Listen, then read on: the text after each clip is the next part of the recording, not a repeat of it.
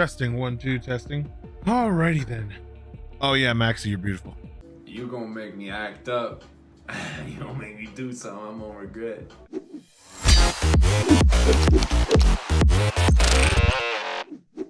Think of your favorite game. Welcome. Nah. Not just your favorite game.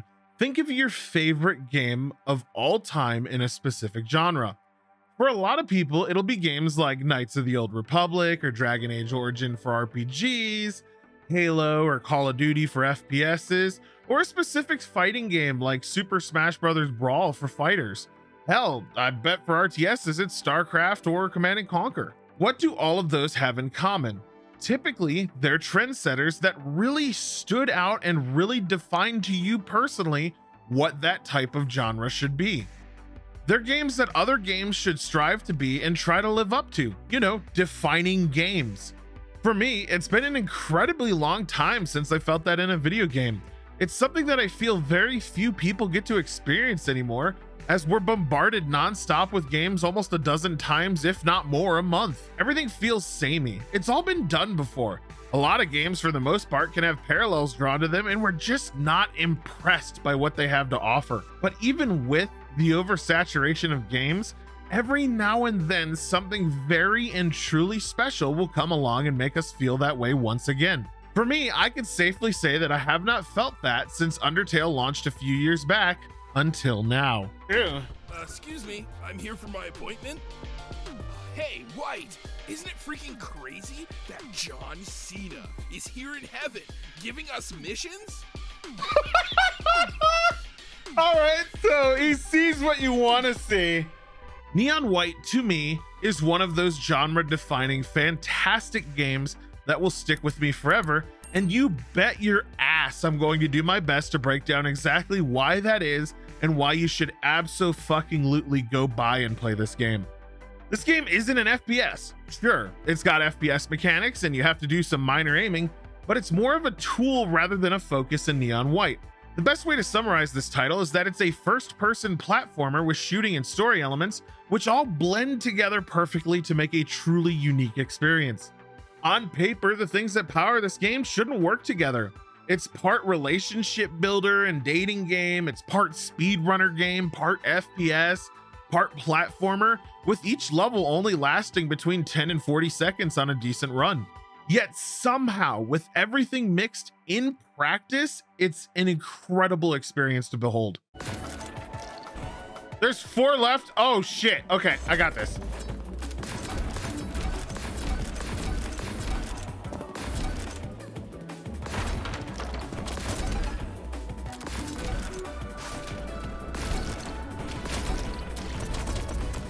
Oh my god, I did it the first time.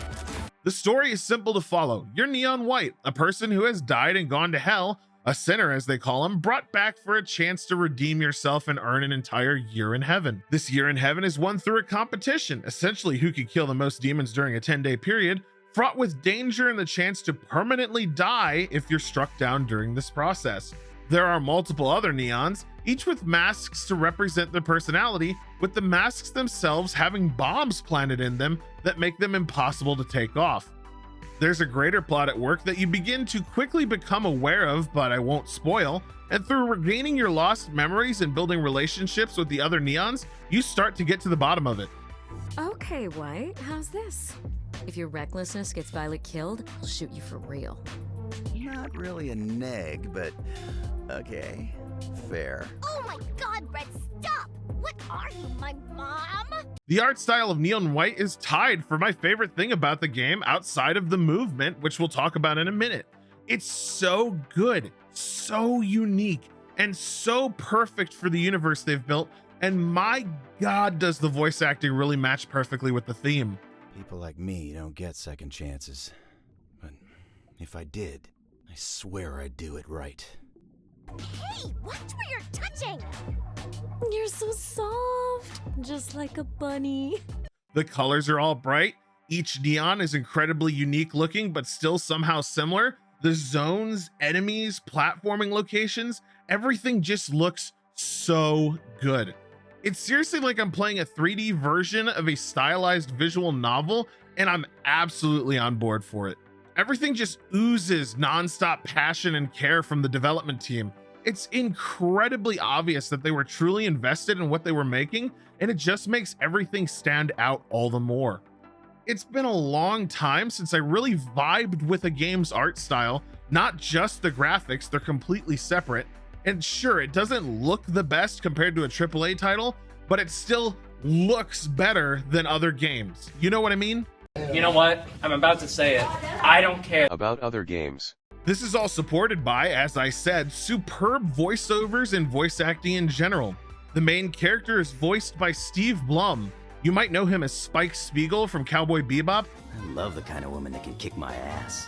And he nails the role perfectly. He really makes White feel like a solid character and actual personality, and I loved every moment of every line he delivered. I know you don't remember, but you were once a great teacher. Mr. White. Oh no! What did I do to her? I was? Well, okay, fine. I can spare a second, I guess. Allison Packard, and I hope I said that correct, is also fantastic in this. She plays Neon Red, with her most recent role that you'd recognize being Tails from the second Sonic movie. All of the voice actors are great and really add so much to the characters they're representing. Angel Matrix and Ben really did a great job of casting appropriately for these roles. Personally, my favorite character was Neon Yellow, your total bro throughout the game, and you'll get why I like him if you play. He just has so much good energy and positive vibes that just made me laugh on several occasions. Seriously, dude, we should team up, just like old times. Then I could save you for real from those, like, demon freaks or something. I'm following. Appreciate the offer, but no thanks. I work alone. I could be like, pow, and you could be like, because of the sword. I work with, I feel like Yellow's he's got good energy. You know, I kind of want that energy in my life. Sure. Good meeting you. Don't think, feel, bro. I also have to give huge credit to the soundtrack. There's even 2 whole discs to it, and Machine Girl really knocked it out of the park. Every character theme is unique and fits their personality flawlessly. The level sets all have their own individual themes, and boss themes are so good. And on top of that, cutscene themes are on spot as well. I found myself buying the full soundtrack just to listen to it when I wasn't playing the game. It's seriously some of the best music we've gotten in a title in a long time, at least to me. I mean, just listen to some of these bangers.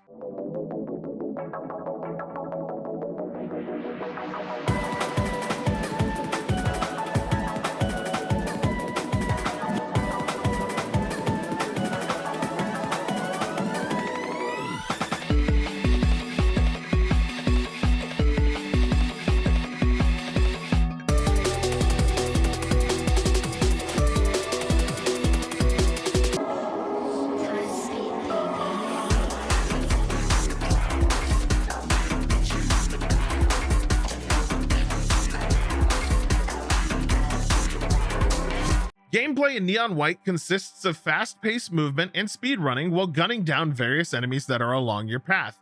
The entire flow involves you trying to get from the starting point to the end as quickly as possible without missing a single bad guy. There's bronze, silver, gold, and platinum medals based on time, with each one rewarding you more insight to boost your Neon rank, which directly ties into the main story. The thing is, though, that getting gold on every level is incredibly simple to do even if you're not good at platforming. This is because the mechanics and the movement themselves generally feel flawless and are super easy to pick up and understand. As far as what makes platforming in this game unique, it's the ability cards, which do various things based on which one you pick up. You can hold up to 3 of a type at a time, although you'll quickly burn through them, with their activated right clicks each doing a different thing that assists you in moving faster. I believe it's right bumper on the Nintendo Switch. The rifle, Godspeed, for example, is an extremely powerful gunshot that can one-tap most enemies from any distance. The alt fire on it will activate an extremely fast forward dash that also kills anything in its path, allowing you to pick up and chain more cards from enemies that drop that in said process. Another card is the Fireball shotgun, with the primary shooting an instant kill at close range, while the right click or alternate fire allows you to launch in whatever direction you're facing and killing anything that you come in contact with. What makes this feel so fun and feel so good isn't the cards individually though. It's the combinations of cards you get in a row in quick succession to clear levels in blinding speed.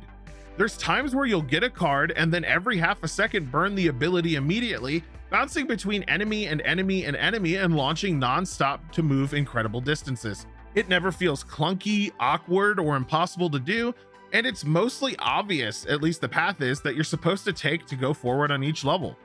I really need to gush about how good the movement feels, because it genuinely is the best I've ever experienced in a speedrunning platformer like this. It's so crisp. You have so much control. It's hard to explain, but it feels just perfect and intuitive and like an extension of your fingertips when you're flying around and doing what you gotta do. It's just so good, and I cannot believe it took this long for a game to do it in the way Neon White does.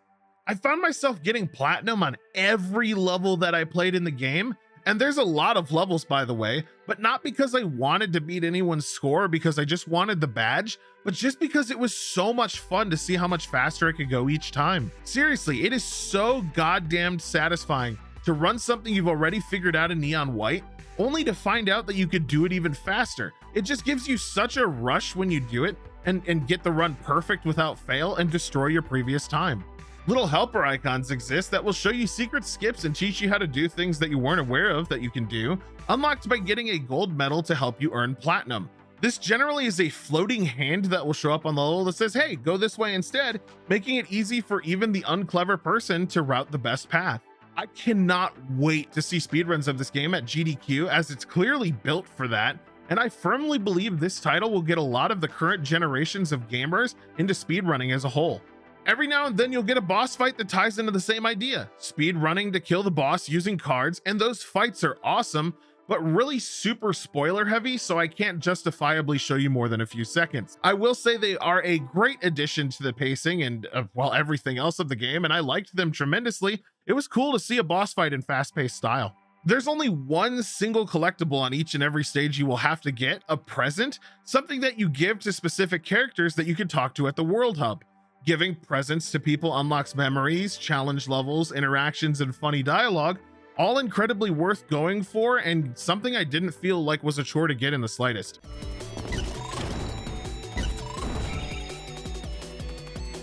I got a Tattletale. Hey, Tattletale, that's a great horror game. This game made me want to interact with the characters and learn more about each and every one of them, and I straight 100%ed the entire thing before I even realized it. Speaking of the hub world, there are various locations you can visit, only accessible though if you've currently got a present or an active story element to visit there. Characters will bounce around between locations depending on where you are in the story, with each location experience designed to fill you in more about what's going on in heaven and the world around you. In a technical sense, the game ran fine. There were no crashes, no stutters, no bugs, nada. It was perfect in every way in that regard, and because of the style and theme, it'll run on toasters as well. I think it has Steam Deck capability, although I haven't gotten my Steam Deck yet to confirm, and I'm told on the Nintendo Switch that it works great and performs as well as it does on PC, although I doubt they have nearly the same level of control as keyboard and mouse players. Overall, Neon White to me is absolutely a game that defines the genre. It's a game that other platformers and speedrunning titles are going to try to live up to from here on out, and it'll be a game that they're definitely compared to moving forward. The story is great, the movement is flawless, the experience is one that's entirely worth it. I cannot recommend it enough, and I think that every single person should give it a shot, as it's truly accessible to all audiences. Let me break down my final score now. Gameplay gets a 10 out of 10. It is by far, bar none, the best speedrunning platform I've ever played of this type. The movement feels so refined and flawless for what it is, and it's just fun. Story gets a 9 out of 10. It's great. The characters are charming, the plot is solid for what the game is, it's good all around, I love it.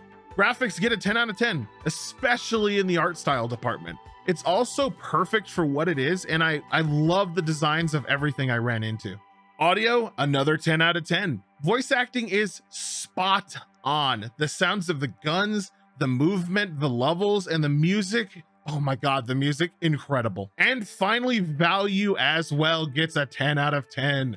I don't regret what I spent on it in the slightest, and you absolutely get way more of an experience than you should for $23. It's worth it, absolutely. This leads my final score for Neon White to, I believe, to be the second 10 out of 10 I've ever given.